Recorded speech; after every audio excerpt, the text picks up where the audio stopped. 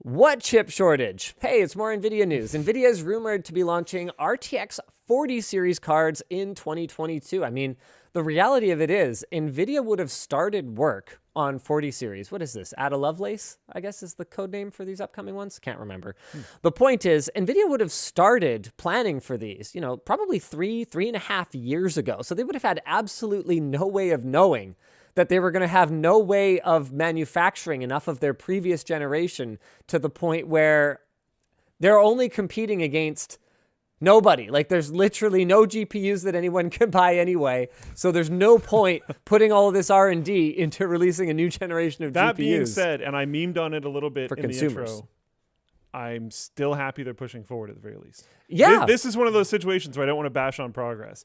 Even if they're just instantly selling out, you might as well keep marching forward. Yeah, you might as well keep marching forward. It's just from a business standpoint. If they just didn't have to, then I guess that is a thing that they might have considered. So I guess I appreciate that they're releasing a new one. If they're moving, because they could just not. Not really. In the data center, they've still got a lot of competition for like high performance computing. Okay, that's fair. And that's where NVIDIA's pushing. They're pushing heavy in AI right now, and there are AI specific processors that are coming out now that really look like they're going to take the fight to NVIDIA. So if they're not continuing to push forward on new process nodes, new architectures, there is the potential that they could fall behind. And once they've done that work, it is, relatively speaking, less work to take these new innovations and repackage them into a smaller die and deliver them in a consumer GPU. And NVIDIA is a proud company. I think it's fair to say that. NVIDIA is a proud company, and they would much rather beat the living stuffing out of their competition than just barely eke out a W.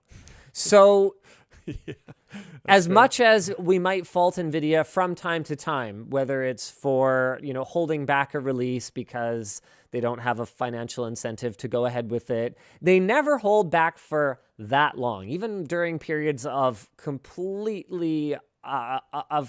dominance in the GPU space. They have eventually released more GPUs for you to spend your hard-earned money on, even if they really, frame these releases in the context of NVIDIA targeting its own former customers who own their 1 or 2 generations ago GPUs, as they tended to do towards the latter years of your tenure reviewing GPUs here, where they would just say, okay, this GPU, we're going after everyone who owns one of these cards from 3 years ago, or whatever the case may be. Yeah, that was super common. I mean, a better solution would obviously be for NVIDIA to just turn GPUs into a subscription service. Oh, they did. Hey, why not both, right? If I'm Jensen, I'd love to just take both, right? Oh man. All right. Should I do my little topic? No, there's still a little bit more for us to say about this. So reportedly, these new GPUs will be built on the TSMC N5 node, and the RTX 4090 will reportedly feature 18,000 CUDA cores with clocks as high as 2.3 to 2.5 gigahertz. That would put it at nearly double the RTX 3090's 10,496 cores at 1.7 gigahertz boost. It is also rumored that we could be looking at power consumption that is quite literally double or nearly double the current generation cards. And what this could also mean is that even though we're stepping down to the N5 node, these GPUs at double the CUDA cores, or nearly double the CUDA cores, could be so much larger that pricing could be proportionally that much higher than what we've seen in the past. You couple that with the ongoing silicon shortage, and we could be looking at quite possibly the most expensive family of GPUs that the world has ever seen. Our only hope, our only possible hope as consumers, is if Intel's Arc series comes out and doesn't suck donkey pee. Yeah, that last part's actually really important. I don't know what else to say about the Intel cards, because I feel like we've been waiting for a long time. I have a fair bit to say about the Intel cards. I mean, they're rumored to be coming in Q1. They are rumored to be able to achieve performance up to about an RTX 3070, which would put them probably in 4060 sort of territory, which is fine. That's what most people are buying anyway. I was just gonna say, like, yeah, it might not be the sexy Halo product that some people are waiting to hear for, but that's the like workhorse card that a lot of people need. Yeah, that'd be sweet. I have no real issue with that.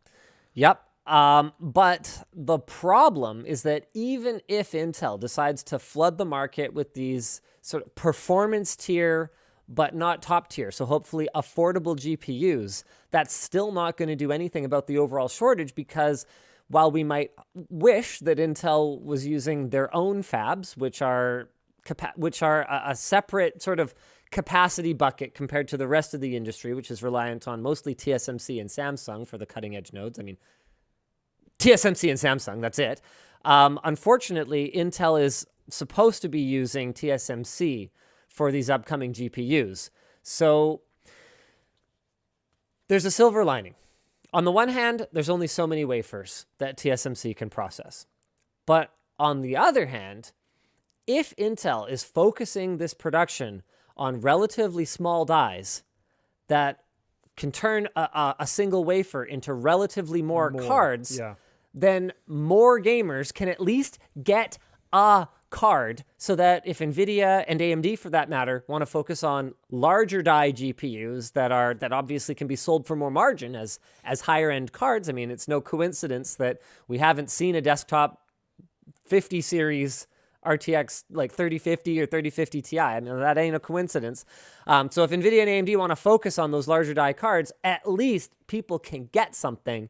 And the more people have a GPU at all, the more we can hopefully see supply start to loosen up a little bit. However, the global chip shortage is absolutely a real thing. Sorry, conspiracy theorists. And even Apple has apparently been slowing iPhone production in spite of their careful planning and solid partnerships with chip fabs.